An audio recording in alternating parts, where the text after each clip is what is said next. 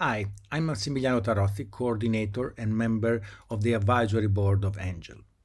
I'm delighted to announce the winner of the 2021 Angel Conference Best Paper. This year, the advisory board awarded the paper presented by Lisa Ferro from Polytechnic Institute of Beja, Portugal.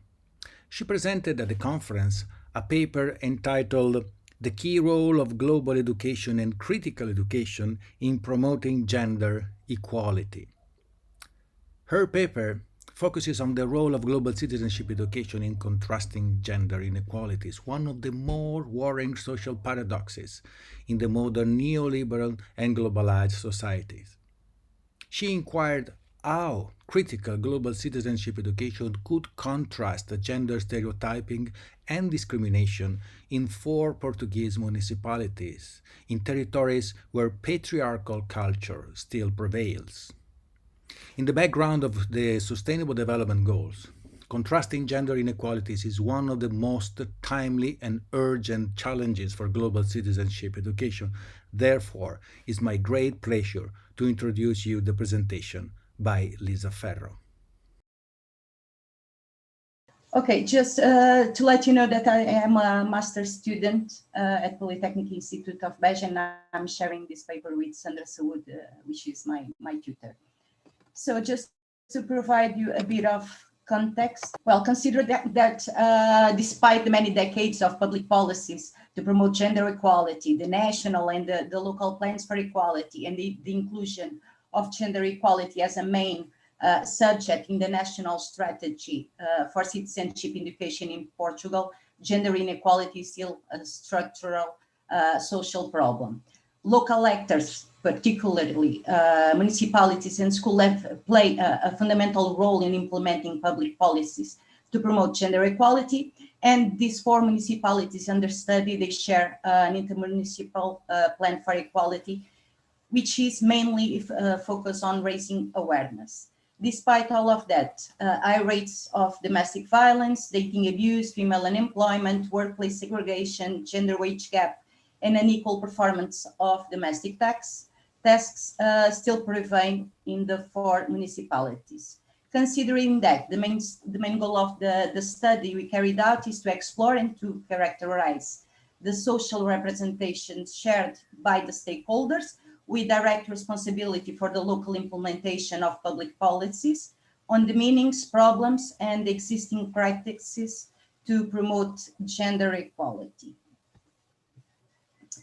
Regarding the methodology, we carried out a qualitative approach, constructivist and interpretative profile.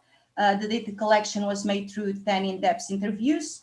We interviewed the member of the Portuguese government responsible for gender equality policies, a mayor and 3 councillors, one for each one of the 4 municipalities, 4 municipal councillors for equality, and 1 coordinator in the field of gender equality in an NGOD.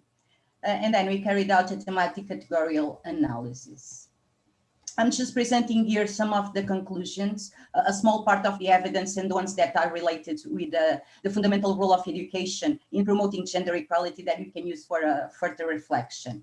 So some of the results, according to the member of the Portuguese government, right now, the most important thing is not to legislate, but to translate the normative framework into effective gender mainstreaming action, both in central and local levels, and that the high participation of women in labor market, which is one of Portuguese positive indicators, didn't exactly lead to emancipation because women still earn less than men, they still have a double and triple journey of work, they continue to be discriminated if they want to become mothers or if they are mothers, and there's still a lot of asymmetries in the working field.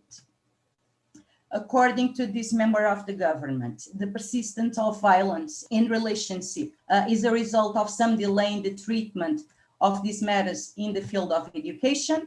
So she claims that education can't be neutral and can't be a neutral space.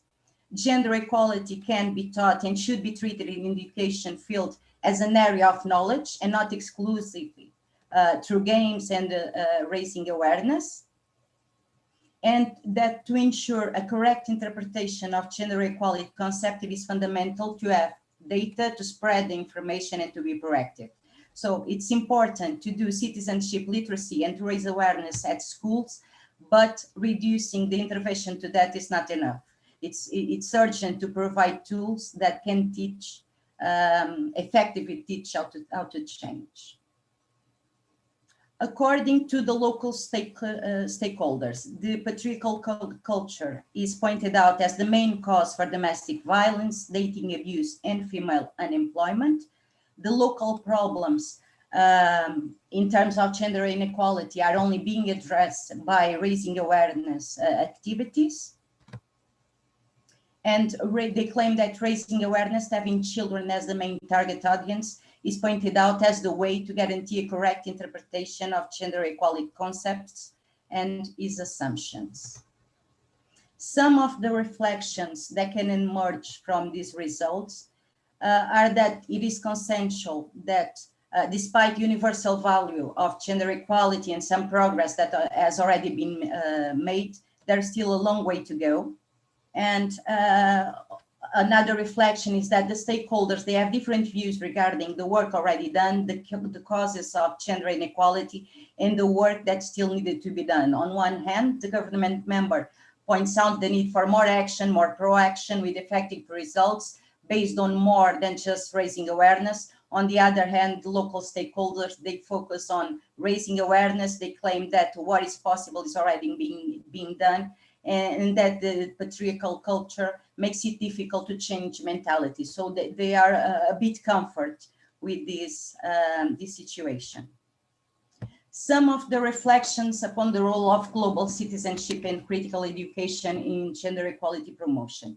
Considering that the inclusion of gender equality as a main subject in the national strategy for citizenship education and the development of training and awareness actions do not seem to be having sufficient effects, and that gender inequality isn't just about women or about power relations, but instead it implies the economy, the politics, and the social construction of identities, roles, and relationships, and that there is a depolitized way of thinking.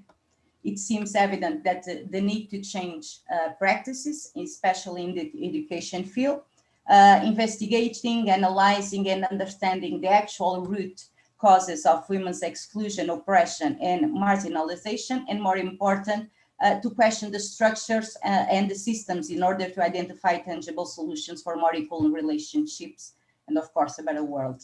So education must work on political, social, and cultural dimensions that are the heart of the construction and perpetuation of inequalities. It is then crucial to embrace pedagogies of discomfort, to disinvest in the current unsustainable world, because if governments are not alert, citizenship education becomes a political device with which to mask the stratificational and destructive effects of performance and managerialist cultures in schools. So in terms of conclusion, it is then important to empower individuals to reflect critically on the legacies and process of their future. It implies engagement rather than only raising awareness. And to really engage people, it is fundamental to work in all domains of global citizenship and critical education, like cognitive, socio-emotional, behavioral change, ethical relationship to difference, addressing complexity and power relations. Here are some references, and thank you so much for your attention.